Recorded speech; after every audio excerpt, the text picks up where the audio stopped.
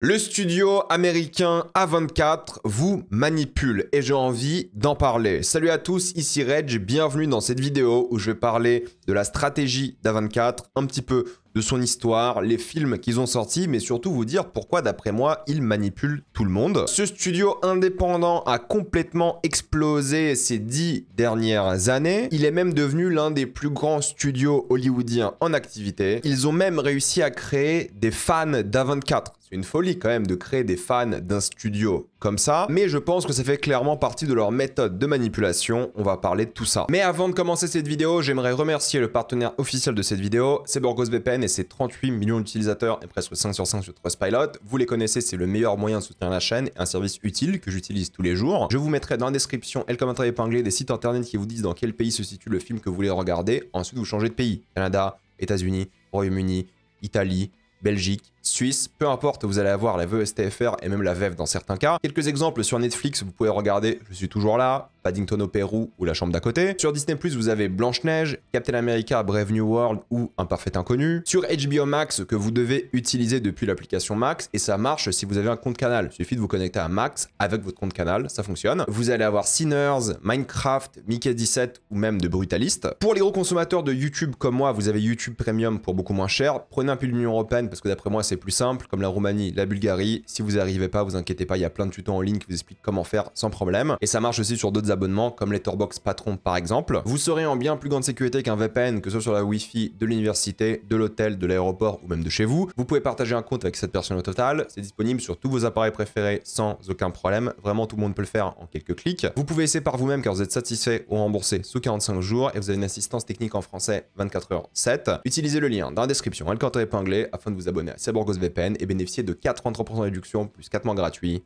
Foncez sur l'offre. Pour parler un peu de l'histoire rapidement, A24 a été donc créé en 2012 par 3 hommes, Daniel Katz, David Finkel et John Hodges. Daniel Katz, lui, travaillait en finance pour Guggenheim Partners. Guggenheim Partners sont importants parce que c'est eux qui financent au tout début A24. C'est ça qui est essentiel. Et l'objectif était, d'après Daniel Katz, de partager des films avec un point de vue très précis. D'ailleurs, anecdote, hein, le nom de la boîte A24 vient d'une autoroute en Italie que Daniel aimait beaucoup. David Finkel, lui, était cofondateur d'Oscilloscope, une entreprise qui s'occupait de la distribution de films, ce qui est important pour l'entreprise qu'on va évoquer aujourd'hui. John Hodges, lui, était Head of Production and Development de Big Beach, une entreprise de production de films. Donc, c'est 3 gens qui sont un mélange de finance, production de films, distribution de films, qui créent une entreprise avec une idée précise. Et ça va être important parce qu'en fait, A24, à leur début, sont une entreprise de distribution. Et vous vous dites, attendez, parce que lorsque les gens parlent d'A24, ils parlent de l'esthétique, de l'ambiance, du côté indépendant, loufoque, presque horrifique, et vous, normalement, vous vous dites, ok, bah, ils vont produire des films.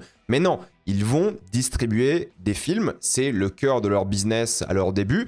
En tout cas, ils ne faisaient pas du tout de films ou de séries. Ils ont commencé en tant que distributeurs. Et je caricature un peu, hein, mais grosso modo, des distributeurs, ce sont des gens qui vont distribuer des films en les achetant. C'est-à-dire qu'ils vont aller à, par exemple, un festival ou à des festivals dans le monde entier, chercher des films, l'acheter pour le distribuer. C'est-à-dire faire le marketing et le mettre dans le plus de salles de cinéma possible. C'est comme ça que ça marche, bon, de manière très caricaturale encore une fois, mais c'est choisir un film pas sorti et le montrer aux gens au cinéma en faisant la promotion. C'est essentiel parce que c'est quelque chose qu'ils vont faire pendant longtemps, même aujourd'hui. Et pendant des années, ils font que ça. D'ailleurs, ils distribuent des films sur le marché américain et un peu canadien, on va dire, marché nord-américain, et puis basta en théorie. Le premier film distribué, c'est A Glimpse Inside the Mind of Charles Swan III de Roman Coppola, oui, l'un de ces Coppola. Personne ne va le voir parce que pour le coup, il est à peine distribué, mais techniquement, c'est leur premier film. Cependant, tout change en 2013 car elle distribue de Bling Ring, qui a pas mal de marketing, qui est un film de Sofia Coppola, qui est quand même une réalisatrice assez connue. Donc c'est pas mal qu'ils aient réussi à trouver une réal connue, distribuer son film et faire le marketing. Le film fait évidemment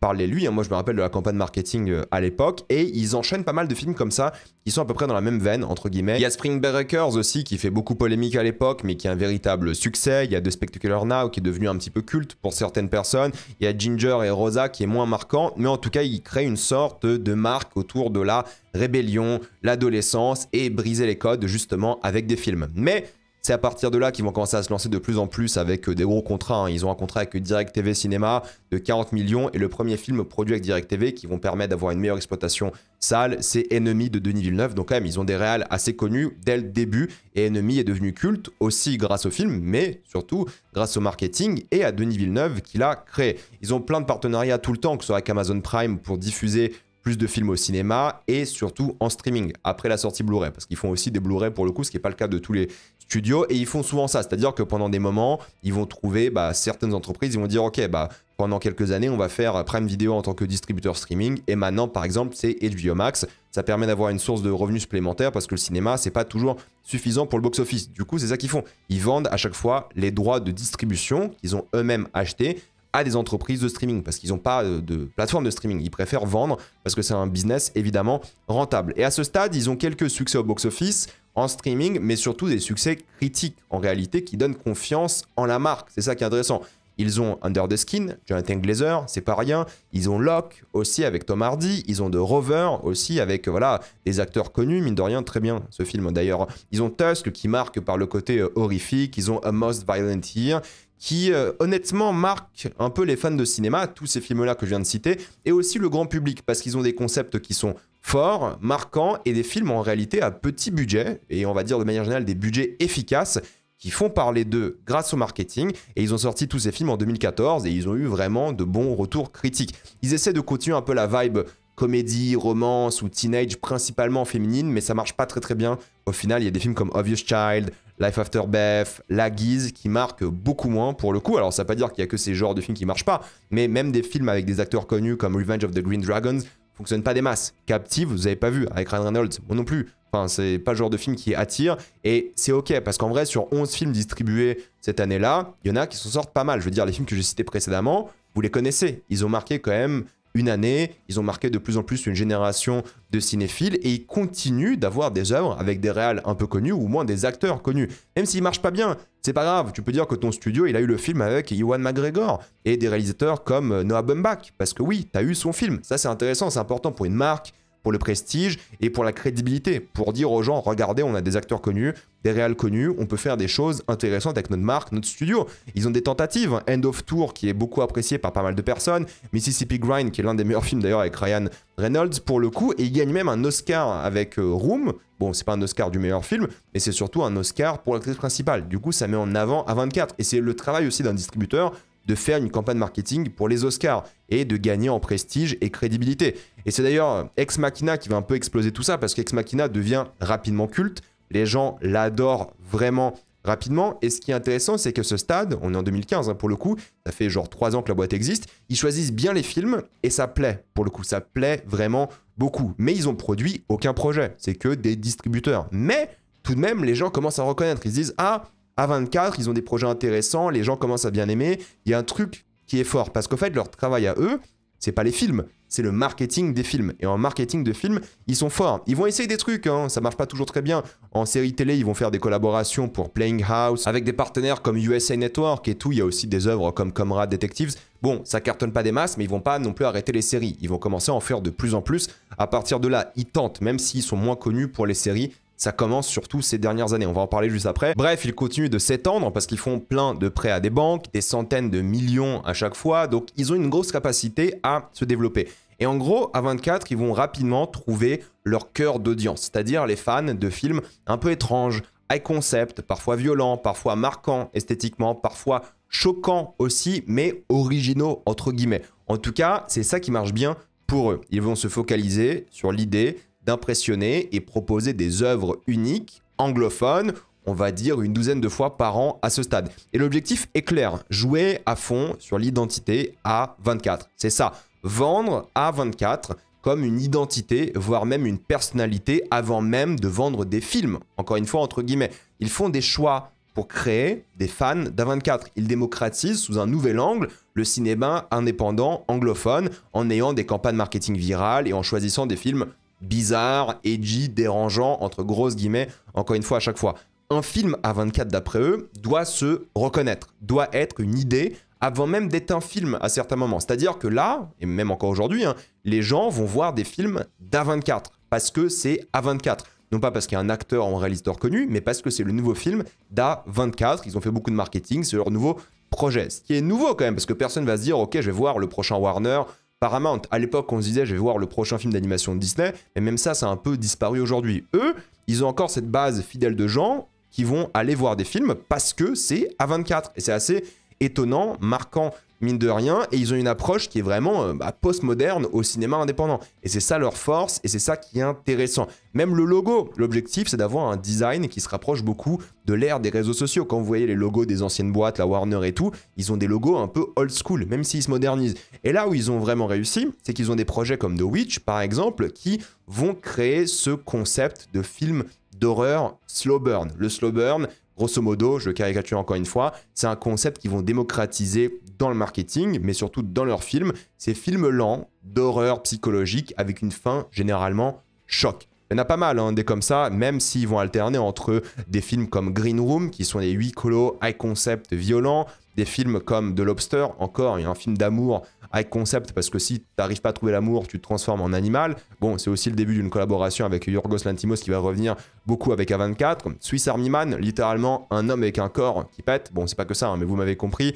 Il y a des films de Gus Van Sant, comme The Sea of Trees, des films d'Andrea Arnold, comme American Honey, 20th Century Woman, un film social féministe. Bref, il y a pas mal de films comme ça qui mettent de plus en avant A24. Mais là où il y a le gros choc, c'est évidemment en 2016, parce qu'en 2016 sort Moonlight, et il gagne l'Oscar du meilleur film avec une histoire unique. Hein. En plus de l'histoire du film, l'histoire des Oscars, où en fait c'était pas La La Land, mais Moonlight, vous vous rappelez tous de ce moment-là. Mais c'était un film qui était vraiment original, intéressant, et surtout, c'était le premier film d'A24 qu'ils produisaient eux-mêmes. C'était pas un film qu'ils avaient distribué, c'est un film qu'ils avaient, bon, pas techniquement produit eux-mêmes, hein, mais coproduit, mais toutes les boîtes coproduisent des films. Hein. C'est rare qu'une seule boîte fasse qu'un seul film, mais ils ont vraiment produit cette œuvre, et c'est fou parce qu'ils produisent leur premier film, ça gagne l'Oscar du meilleur film, ça cartonne au box-office, on est à un budget inférieur à 4 millions, ça rapporte 105 millions, et ils ont trouvé une nouvelle stratégie. Il faut distribuer, mais il faut surtout produire, parce que c'est là que tu te fais le plus d'argent, parce que si tu produis et distribues un film, tu gagnes plus d'argent que si tu distribues juste. En général, un distributeur, entre grosses guillemets, ça prend la moitié de l'argent. Là, si tu produis et distribues, tu vas garder tout l'argent, ce qui est intéressant parce qu'ils ont l'expérience. Ce sont des distributeurs, et maintenant, il faut qu'ils deviennent des producteurs. Et ça, c'est stratégie qu'on voit aussi sur les plateformes de streaming. Alors, rappelez-vous, Netflix à l'époque, ils distribuaient des œuvres. Maintenant, ils produisent des œuvres. C'est une stratégie pour avoir le plus d'argent possible. Et c'est ce qu'ils vont faire de plus en plus parce qu'on a peut-être l'impression qu'ils font des films de niche, mais ils font des films pour quasiment tout le monde. C'est juste que les films de niche cartonnent bien plus et sont bien plus marquants. Parce qu'en fait, ce qui est marquant pour eux, c'est leur concept. Par exemple, It Comes at Night, ils avaient une super campagne marketing, slow burn horrifique, c'était quasiment leur délire, quoi. Dans toutes les cases à cocher, c'était typiquement un film A24. Et il y en a plein des comme ça. A Ghost Story, c'était ça. C'était un film qui marquait par le concept, l'esprit, sans mauvais jeu de mots, et qui était une sorte, pas de film d'horreur, mais de drame existentiel, slow burn aussi, en réalité. Ils se développent aussi en plus en dehors du monde anglophone, avec Ménage, qui est leur premier film non anglophone distribué, mais ils enchaînent les films qui deviennent rapidement cultes, hein, comme Good Time, qui a beaucoup marqué, Florida Project, voilà,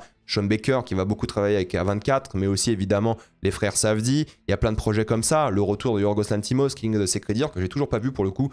Faut que je le voie. Il bosse souvent avec des réals. Lady Bird est un énorme succès. Greta Gerwig va souvent bosser avec eux d'ailleurs, que ce soit en tant qu'actrice ou réalisatrice. Disaster Artist à l'époque, il y avait une énorme campagne marketing. Ça a fait kiffer plein de gens. Bon, le film, j'ai pas trouvé terrible. En tout cas, bref, il y a plein de films de 2017 qui cartonnent, qui sont différents. Et A24, c'est un peu approprié le concept de film indépendant, pas chiant, mais intéressant pour le grand public. Et même si voilà, l'un des cofondateurs avait quitté l'entreprise, John Hodges, il continue les alliances avec Apple pour produire des films avec eux qui vont distribuer au cinéma et sur Apple TV+. Et c'est bien parce que si tu distribues un film au cinéma, tu te fais de l'argent. Et sur les plateformes, l'entreprise va aussi te payer. Donc c'est vraiment un bonus. Et ils vont régulièrement travailler avec plein d'autres distributeurs et producteurs parce que justement, c'est ce qui rapporte beaucoup d'argent pour eux. Mais aussi, les distributeurs commencent à voir A24 comme une sorte de marque à avoir. Et si tu dis, OK, sur HBO Max, il y a tous les films A24, bah, les gens vont s'abonner pour les films A24. C'est grave rentable. Et en termes de marketing, ils continuent parce que c'est une stratégie qui marche bien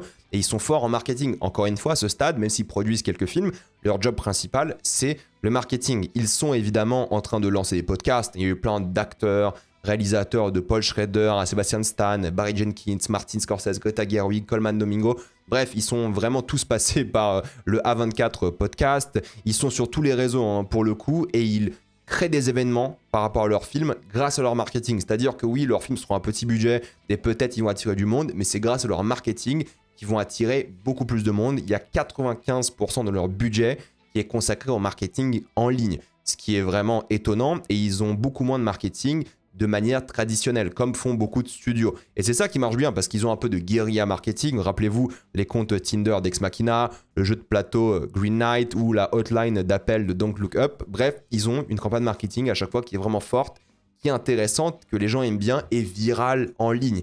C'est ça qui est cool. Et en plus de ça, ils distribuent des films qui sont vachement bien. Et c'est ça qui est fort, c'est qu'ils vont sortir des films marquants chaque année. En 2018-2019, il y en a plein qui marquent, qu'ils soient distribués ou produits par 24. Je veux dire, Force Reformed, c'est exceptionnel. C'est un grand chef-d'œuvre. Et ils enchaînent justement les classiques. Hérédité, c'est coproduit par 24 et c'était à l'époque le plus grand succès de l'entreprise. 80 millions au box-office. F-Grade, ça a marqué beaucoup de personnes. Mid-90s aussi. Ils ont produit et distribué, entre guillemets, parce que ça dépend, parfois ils distribuent, parfois ils produisent, 15 films en 2018, et il y en a qui sont vraiment sortis du tas et qui sont considérés comme beaucoup comme des chefs-d'œuvre et déjà des classiques. First Reform, Hérédité, par exemple, mais en 2019, ils continuent.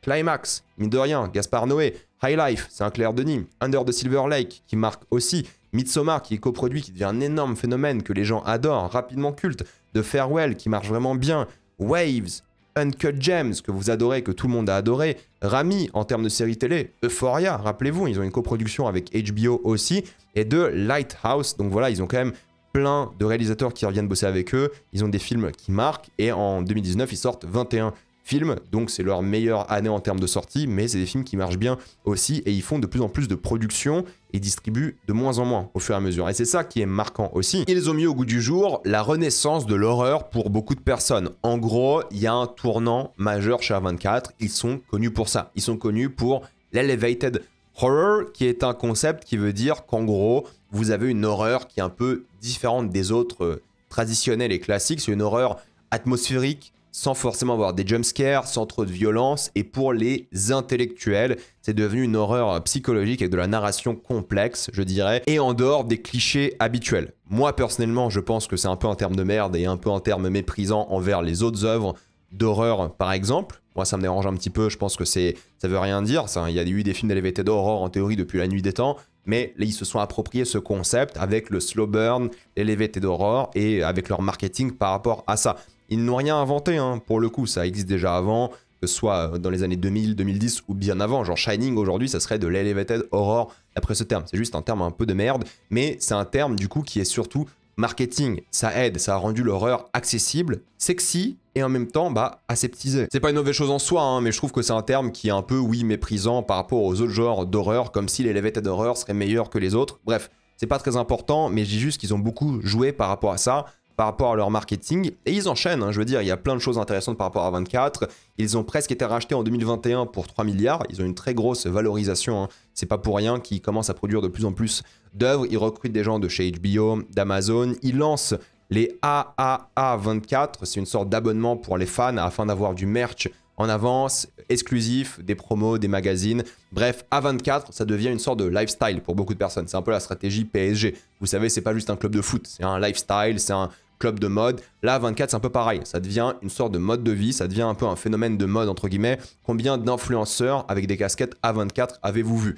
Personnellement, je préfère m'arracher la tête qu'en porter une, mais vous avez compris le concept. Ils créent des vraies communautés, des vrais fans, presque de manière sectaire. T'as l'impression que tu dis, ok, d'où ça sort tous ces fans d'A24 comme ça? Pourquoi? Et eux-mêmes le disent, les fans de Coppola ou de Glazer s'en fichent qu'il y ait des gros mots, qu'il y ait de l'horreur un peu différente, qu'ils se moquent d'Hollywood. Ils aiment bien voir le côté humain derrière les réseaux sociaux, c'est ça qui est fort pour eux aussi, c'est pour ça qu'ils vont tweeter comme des personnages, ils vont créer des mèmes. C'est grosso modo le studio parfait pour les millennials et la génération Z. C'est ça l'idée derrière. Et c'est vrai que ça marche, parce qu'en réalité, ça marche en termes de marketing, de distribution, de box-office et en termes de récompense. Je veux dire, en 2023, c'est le premier studio indépendant qui gagne de l'histoire du cinéma meilleur film, meilleur réalisateur et les 4 catégories d'acting en une année. C'est assez fou.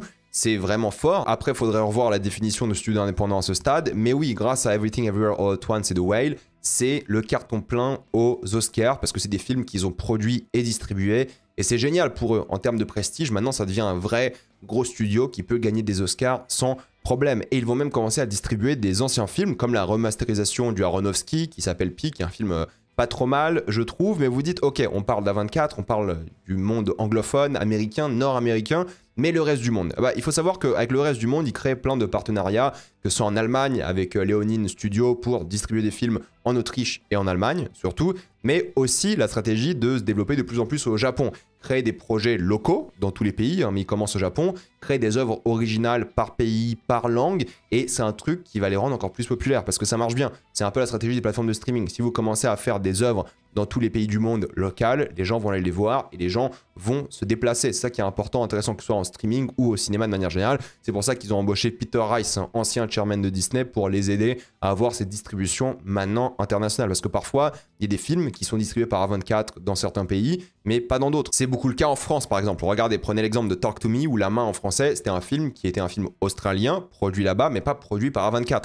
Cependant, A24 a pris les droits de distribution aux États-Unis et a distribué le film là-bas. En France, c'était pas A24, c'est un autre studio de distribution, SND je crois, qui s'est occupé de la distribution du projet en France, et du coup on n'a pas le logo A24 lorsqu'on commence le film, parce que du coup c'est pas un projet A24. Et ça arrive assez souvent, il y a même des polémiques, hein. Rappelez-vous quand ils ont fait The Green Knight, grosso modo A24 avait les droits du film pour la distribution partout, et ils voulaient vendre la distribution à un studio forcément français, mais aucun studio français ne pouvait se payer ce que A24 demandait par rapport à The Green Knight. Je crois qu'ils avaient demandé 800 000 € et personne ne voulait payer ça parce que c'était trop pour un film comme ça qui n'allait pas rapporter 800 000 €. C'était pas possible. Donc, il y avait une polémique par rapport à ça et c'est pour ça que de plus en plus, ils commencent à avoir des films A24 en France parce que c'est A24 qui les produisent et les distribuent dans le pays.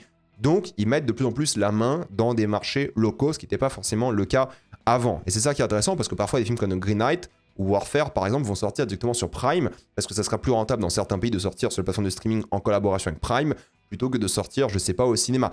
Donc ça arrive souvent, mais vous les voyez parfois à faire du marketing sur des œuvres. Cette année, ils ont beaucoup fait La Légende d'Oshi parce qu'ils ont distribué le film en France, ils ont fait le marketing et ils voulaient que les gens aillent le voir. Mais justement, cette année 2023, ils ont changé un peu leur stratégie, ce qui est problématique d'après moi. C'est-à-dire qu'ils ont été connus pendant 10 ans à faire des œuvres de genre, d'horreur, mais pas que. Et là, ils ont changé. Ils veulent faire des franchises, ils l'ont dit, et surtout des films d'action grand public. Donc moins de production art house, donc des films de genre, hein, grosso modo. Et ils vont encore en distribuer quelques-unes, mais ils veulent produire des projets qui coûtent cher, qui rapportent beaucoup d'argent.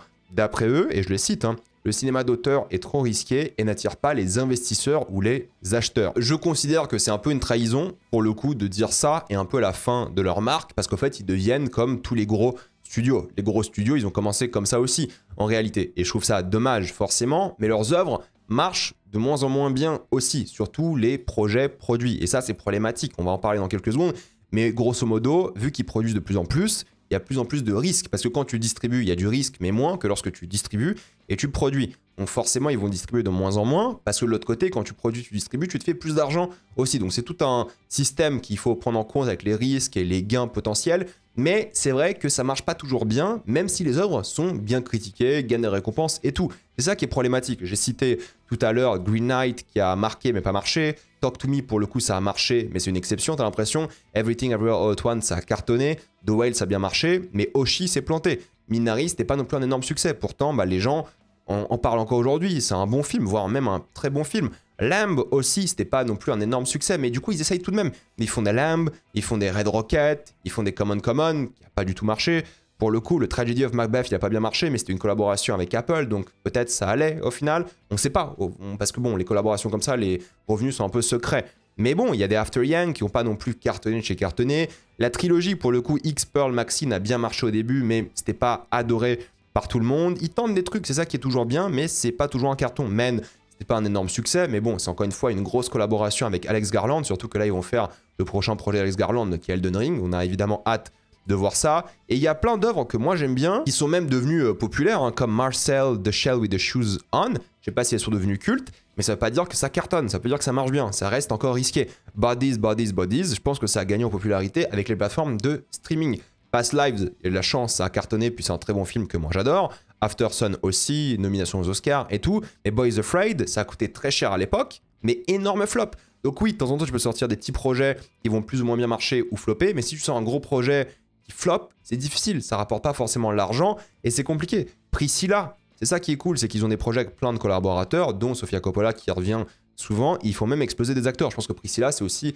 grâce à ce film que l'actrice a explosé. C'est ça qui est intéressant, d'après moi. Mais ça veut pas dire que ça marche toujours. Dream Scenario, pour moi, c'est un film qui est pas dingue, mais ça va. Mais c'était pas non plus le truc de la marque, quoi. Tout le monde a oublié ce film. Par contre, la zone d'intérêt, A24, là, c'est un autre débat. Voilà, c'est le deuxième projet avec Jonathan Glazer en plus. Après, du coup, Under the Skin, là, c'est un énorme choc. Ça gagne des Oscars, ça gagne vraiment plein de récompenses partout. C'est un succès au box-office, c'est un gros film.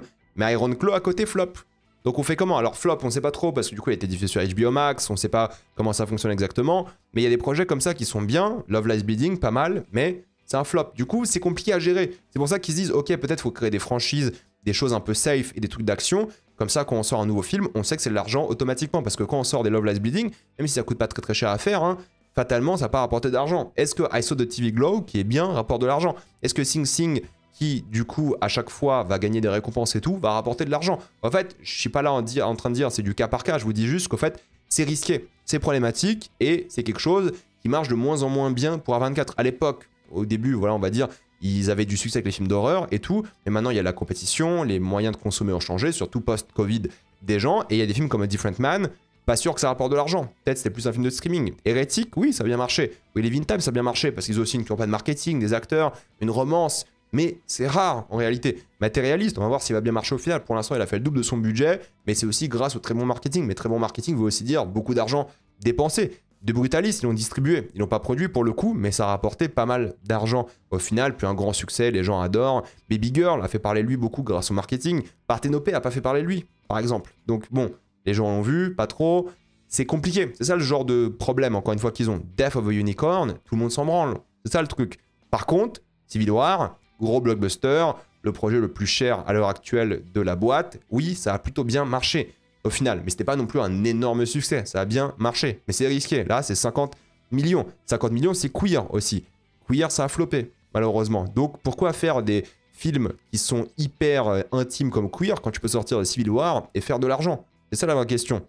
Dommage, hein, parce que Queer c'est très bien, c'est d'ailleurs peut-être leur meilleur film en réalité. Warfare, qui est sorti cette année au cinéma, a plutôt bien marché et il a été distribué partout dans le monde ou presque sur les plateformes de streaming. Mais c'est risqué. Eddington, ça a dû coûter cher, ça va flopper. C'est sûr, comme Boys Afraid, ça sera un énorme flop.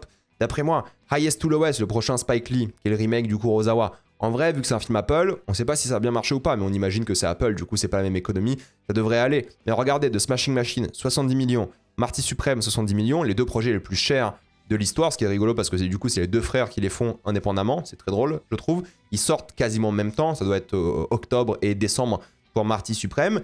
Est-ce que ça a bien marché? Il faut faire de l'argent sur ces projets-là, il faut qu'ils marchent bien parce que c'est des gros projets et ils se dirigent de plus en plus vers un studio qui fait des gros projets avec beaucoup de budget en espérant beaucoup d'argent aussi. Je pense pas que le David Lowery, Mother Mary va bien marcher. Je lui souhaite, hein, moi j'aime bien David Lowery, mais est-ce qu'il va bien marcher? Je ne pense pas. Par contre, les backrooms, je pense que ça va coûter pas cher et ça va rapporter un max de pognon. Oui, le film va bientôt sortir. Elden Ring, je pense que quand ça sortira, ça va coûter 200 millions, je pense, mais ça va rapporter un max d'argent aussi. Donc en termes de cinéma, il faut comprendre qu'ils sortent plein de projets qui marchent de moins en moins bien. C'est toujours un risque extrêmement élevé. Au final, pour un petit studio, ça reste un petit studio, c'est compliqué d'encaisser des pertes. Regardez même un gros studio comme la Warner, quand ils ont des pertes, c'est chaud pour eux. Genre, ils sont endettés à fond et tout, c'est compliqué.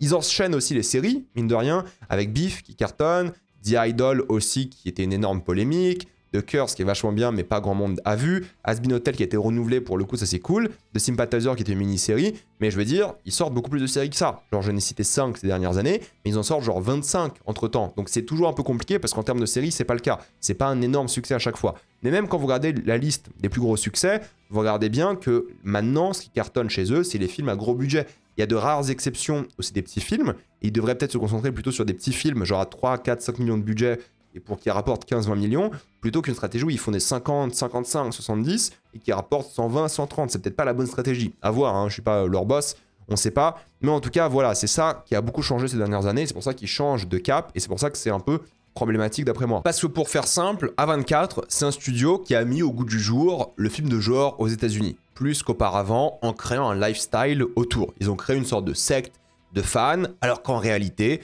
rien ne les différencie des autres studios, mis à part le marketing. En termes de films, il n'y a pas de vraie différence. Regardez Néon, par exemple. Néon, ils enchaînent 6 palmes d'or d'affilée. Pour le coup, c'est pas rien. Et ils n'ont pas le succès d'A24. Alors, ils marchent bien au box-office et tout. Ils ont des vrais succès, hein, je dis pas. Mais ils n'ont pas la réputation d'A24. Alors, c'est un studio qui est plus récent, mine de rien, et qui va peut-être percer au fur et à mesure. D'ailleurs, il y a beaucoup de studios comme Néon qui s'inspire d'A24 et tout pour percer et pour avoir une vraie identité. Mais leur objectif, c'est de faire des bons films. On va voir s'ils vont changer dans les années qui viennent. Et ils n'ont pas le même objectif qu'A24 qui fait des films qui sont de plus en plus gros budget. C'est ce que je dis, c'est qu'en termes de cinéma pur, ça les différencie pas du tout d'un Néon. Genre, regardez ces films-là, ils auraient pu très bien sortir chez A24. Ou chez, je sais pas, Fox Searchlight. Ça, c'est le... Enfin, Fox, maintenant c'est Disney, hein. Mais regardez, ça, c'est des films qui auraient très bien pu sortir chez A24. Parce qu'en fait, c'est juste des films de genre. Des films de genre qui soient horrifiques ou pas, atmosphériques, psychologiques, c'est juste des films de genre. Je veux dire, A Complete Unknown, c'est quoi la différence avec Smashing Machine et Marty Supreme qui seront des biopics? Non, mais vraie question. Donc c'est ça le truc, c'est qu'en fait, c'est les mêmes films, entre guillemets, entre Néon, entre Searchlight, qui est posté par Disney, je suis bien conscient, et A24. Donc en fait, la grosse différence, c'est le marketing. Et je trouve ça un peu frustrant parce qu'en fait, ils ont réussi à faire entrer dans la tête du public qu'A24 sont différents, qu'ils piochent des films uniques, inventifs, d'horreur, psychologiques, violents, alors que c'est pas vrai. Ils ont les mêmes films que tout le monde. Ils sortent des films de genre de studios indépendants. C'est tout. Ils ont rien d'unique par rapport à leur catalogue. C'est juste du marketing. Et moi, ça m'embête un petit peu parce qu'en vrai, ils ont une bonne stratégie marketing par rapport au festival. Ils vont beaucoup être présents pour créer du buzz et le plus vite créer la vie d'un film en réalité. Et ils sont très très forts en marketing. Ils ont une approche minimaliste, choc, propre, esthétique. Ils sont hyper proches des stats web d'ailleurs. Ils l'ont souvent dit hein, pour avoir la plus grosse optimisation possible en ligne. Et ils ont créé un truc de niche alors qu'ils veulent être grand public. Donc ils ont créé une vraie communauté, une vraie loyauté de fans, ce qui est particulier. Encore une fois, qui dit que je suis fan de la Warner ou de Paramount? Ça n'existe pas. Ou de Néon, ou Searchlight. Ça n'existe pas aux États-Unis. Qui est fan de SND en France? Voilà, c'est pas un truc qui existe, je pense, en réalité. Mais c'est ça, en fait, leur force et aussi leur manière de vous manipuler. Ils vous font penser que leurs films sont uniques, alors que non. Ils sont juste forts en marketing. Et en vrai, ils sont comme les autres studios, hein. C'est quoi la différence entre un Disney qui fait l'IA ou un Civil War qui utilise de l'IA? C'est un film A24, produit et distribué par A24. C'est pas normal. Au fait, ça reste, entre guillemets, des méchants. Leur objectif, c'est faire de l'argent, mais surtout de la valorisation pour être racheté par la suite et le box-office avant tout. C'est pas des vrais producteurs de cinéma d'auteur comme on l'entend, comme on l'annonce, vu leur stratégie. C'est juste une image qui va d'après moi disparaître, d'ailleurs, vu les projets qui vont sortir. Et à l'époque, peut-être ils étaient bons curateurs d'œuvres. Mais maintenant, en vrai, c'est fini. À moins qu'ils changent d'avis ou stratégie, hein. Maintenant, ils vont faire des films d'action, des franchises. Il faut pas avoir de la sympathie pour eux. Il faut pas être dans la secte A24. Ils ont rien de spécial, de particulier, mis à part le marketing. Et je pense pas que vous avez envie d'être des bandeurs de marketing, en réalité, sauf si c'est un truc qui vous intéresse. Mais soyez autant loyaux à A24 que vous l'êtes à Disney, Warner, Néon, Joker Film, j'en sais rien. Ça change rien, c'est juste purement marketing. Alors c'est une très belle stratégie marketing de leur part, hein, mais ne mettez pas de sympathie envers eux, je trouve, je pense pas que c'est sain pour vous, et surtout que ça veut rien dire. Voir le prochain film A24, c'est pas un gage de qualité, et ça ne signifie rien. En réalité, les films d'un studio à un autre sont similaires, c'est des films de genre indépendants. Donc bravo à eux d'avoir mis de plus en plus en avant le cinéma de genre, mais s'il vous plaît, ne soyez pas loyaux à un studio parce qu'ils ont un bon marketing. Si vous voulez être loyaux, soyez loyaux envers les œuvres de manière générale. Les œuvres qu'ils distribuent, qu'ils produisent, ils disent « Ah putain, ils font des bons films ». Bah pas plus que les autres en fait, c'est ça le truc. Ils n'ont pas un meilleur ratio de bons films que les autres en réalité. Tout ça pour dire bravo à eux d'avoir réinventé la manière dont on fait du marketing de cinéma, surtout indépendant. C'est très bien, c'est cool, il y a plein de studios qui vont s'inspirer par la suite, c'est génial. Maintenant, pour les fans d'A24 et les gens qui bandent sur A24, c'est pas sérieux, je trouve. Vous avez le droit d'aimer le studio, hein. Je vous juge pas, je dis pas, mais ça ne veut rien dire d'être fan d'A24, parce qu'en fait, il n'y a aucune différence avec les autres studios. Je pense que c'est pas sain, je pense que vous allez être déçus, et concentrez-vous sur les réalisateurs, concentrez-vous sur les acteurs, si vous voulez, à la limite, sur les scénaristes et tout, mais se concentrer sur un studio, c'est contre-productif et néfaste. Ne créez pas une secte autour d'eux. Alors si vous voulez acheter du merchandising et tout, je vais pas vous juger, il n'y a aucun problème, il n'y a pas de souci, c'est cool, hein, mais juste, ne prenez pas les films qui sortent comme des films A24, ça n'existe pas. C'est un mensonge, c'est du marketing, ça n'a aucun lien avec la qualité du film. Tout ce qui compte, c'est le cinéaste derrière, c'est l'équipe derrière plutôt que le studio qui fait le marketing, qui distribue, qui produit. La vibe A24 n'existe plus depuis longtemps, donc me dites pas dans les commentaires « Ah, j'ai hâte de voir le prochain film A24, ça va être trop bien et tout ». Non, c'est pas vrai, c'est un mensonge, c'est un mythe, c'est juste du marketing. Et ça, je pense que c'est pas bon pour vous, c'est pas bon pour les gens de manière générale parce que ça crée des attentes, ça crée quelque chose qui est pas sain, de lien presque parasocial avec un studio. Ne soyez pas dans la secte A24, je pense d'après moi, c'est pas une bonne chose, mais rien ne vous empêche de kiffer leurs films, comme moi j'adore leurs films, certains d'entre eux, mais encore une fois, j'aime pas leurs films parce que c'est A24. et j'aime pas leurs films parce qu'ils sont des bons curateurs. Ils sont plus vraiment le cas comparé à d'autres studios. Il y a aucune différence entre eux. J'aime leurs films parce que les films qui ont sorti, bah, ils ont pris des bons réals et j'aime bien les films de ces réals plutôt que les films d'un studio comme ça. Jamais de ma vie j'ai dit j'aime les films en vrai Disney ou Paramount ou autre truc comme ça n'existe pas quoi, c'est faux. Donc gardez la même attitude pour A24 parce que en réalité c'est la même chose que les autres studios indépendants. Et c'est bien, c'est juste qu'ils sont forts en marketing. Voilà, je vais m'arrêter là parce que je me répète. Dites-moi dans les commentaires ce que vous en pensez, êtes-vous d'accord, pas d'accord, j'ai envie d'avoir votre avis. Avant de quitter cette vidéo, pensez à utiliser le lien dans la description, le commentaire épinglé, afin de débloquer toutes les plateformes de streaming en toute accessibilité, sécurité, avec beaucoup plus d'œuvres. Tout ça pour 2,03€ par mois, plus 4 mois gratuits. Foncez sur l'offre. Pensez à vous abonner à la chaîne pour voir les prochaines vidéos. Mettez un j'aime, ça aide beaucoup la chaîne. Suivez-moi sur tous mes réseaux comme Spotify, TikTok, Instagram ou Twitch. Et moi je vous dis à la prochaine fois. Salut à tous.